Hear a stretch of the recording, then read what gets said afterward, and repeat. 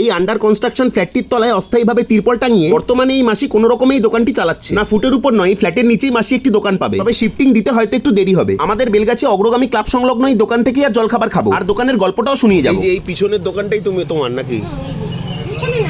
ও, এটাই তোমার দোকান? এখনো কদিন বাকি আছে? মানে এখনো বছর খানেক? কবে হবে? তাই এখন এখানেই বসেছো, তাই তো? সকালে এই ডালপুরি করো, তাই তো? আর এর সাথে কিসের তরকারি দাও? আর ডালপুরি কত করে? কিসের পুর দাও মাসি? এটা ছোলার ডালের পুর দাও। রোজ খোলা থাকে তো? এখন রোজই খোলা রাখছো? কটা থেকে কটা অবধি? মানে ওই 7টা, 7:30 থেকে 11টা অবধি।